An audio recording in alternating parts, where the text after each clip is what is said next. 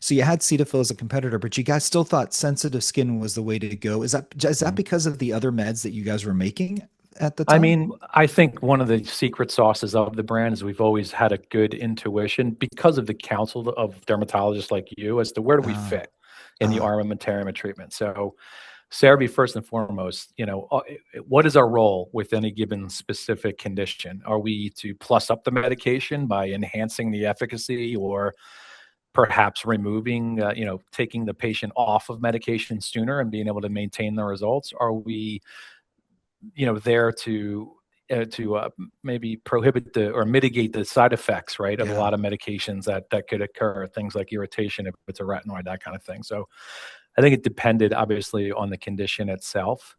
Um, but the idea was very much sensitive, kind of the best in class. If I think about OTC cleansing and moisturizing back in 2004, around that time period, it was about sensitive skin, or the more occlusive, the better, right? There Okay. was that narrative as well. I mean, you can remember wet wraps and even using at times saran wrap if around Oh, really bad yeah. eczema and that kind of thing. Yeah, yeah, I yeah, think yeah. I think with our approach and working with those early dermatologists, we really wanted to, I would say, take a more offensive, go on offense, more of an offensive approach than a defensive. I would say sensitive skin is really defensive.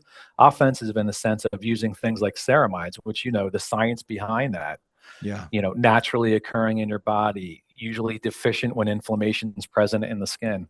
A lot of the science started to point to things like ceramides back in the late 90s, early 2000s to help us give a lot of confidence and to really compete in a different way versus that sensitive skin route, which certainly Cetaphil was the champion of, Yeah. as well as the more occlusive the better.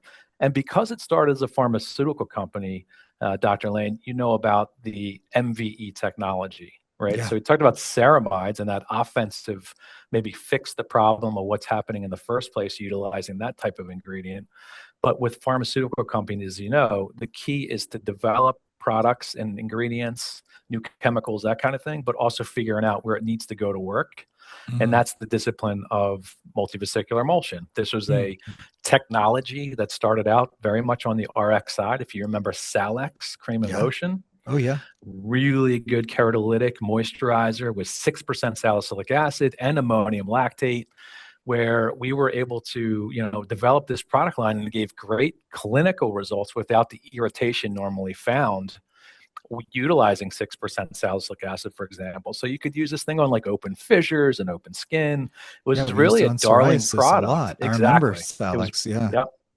So MVE started there. So when we were Oh. counseling with our dermatologists, they said, one way to compete as you're starting from something from scratch and trying to compete against other great brands that are on the market, think about ceramides because it actually replenishes what's deficient, as well as utilizing a technology that you already have in your bag in MBE because we really love that stuff. We know it Okay. delivers actives into where it needs to go, but also had a great cosmetic benefit to it.